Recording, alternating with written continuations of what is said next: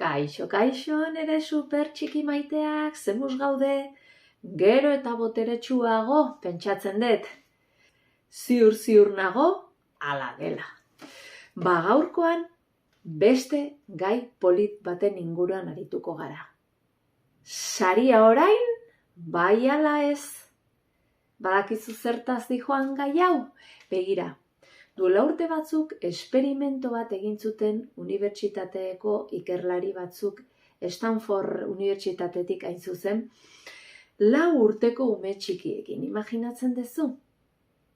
Eta hor landu zutena zan, taldetxo bat jarri zuten eta beraien goxokirik gustokoena jarri zieten hor plater batean sudurpuntan. Eta aztertzailea sartu zan eta esan zien, hemen daukazue zuen gustoko goxokia.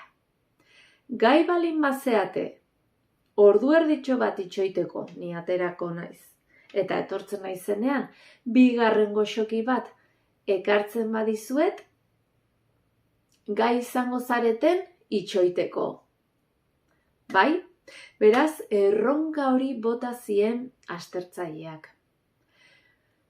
Emaitza badakizute denetarik egon zan, ume batzuk, berala jantzuten goxokia, baina beste batzuk itxoiten jakin izan zuten eta horretorri zitzaien saria, beste goxoki bat.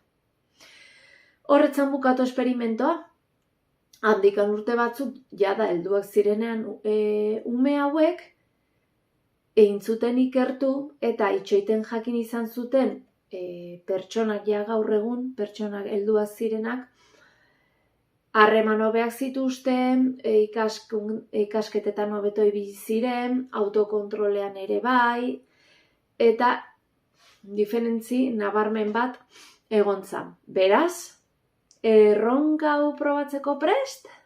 Gelditu nirekin, aurrera supertxikiak.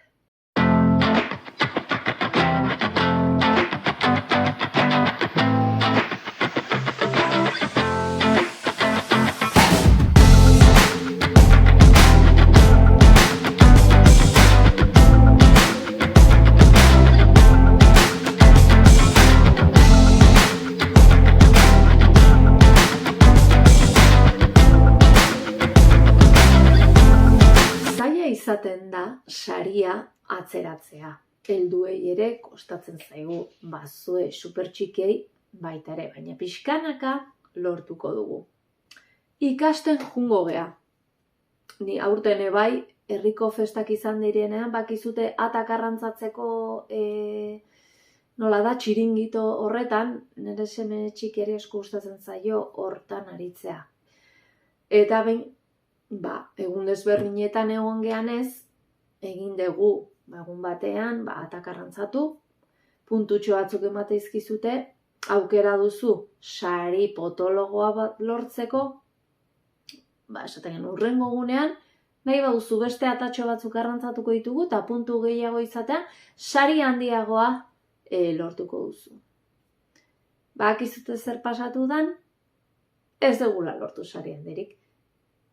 Oso zaila delako, sudurpuntan jartzen dizutenean saritxo bat itxoitea, ezta? Baina, hazia hor sartu dugu, beraz, lortzeko hurrengoan ziur lortuko dugula. Pentsamendua kontrolatzea edo autokontrol horrek sari handiagoak ekartzen dizkigu luzera. Hortaz aritzen dira nire 3. liburuan, supertxiken 3. liburuan gure protagonistak.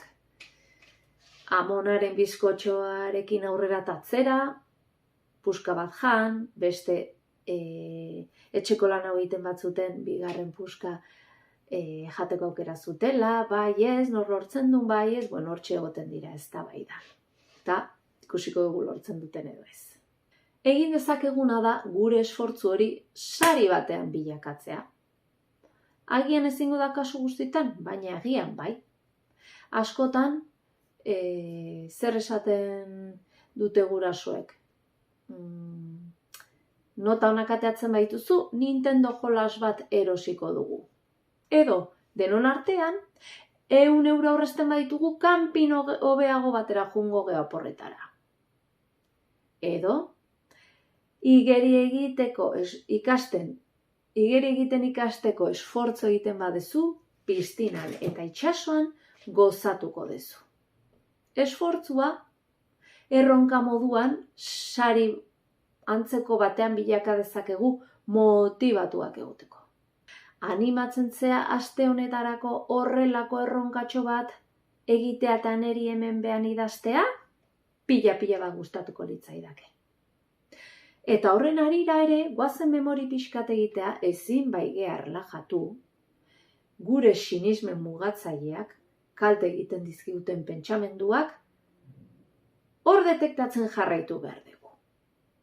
Ze iruditzen zaizue? Beste esaldiren bat jartzeko prest? Begira, neri pare bat bururatzen zizkit. Hirugarrena zure eskutzikoet hemen behan idazazun. Ze iruditzen?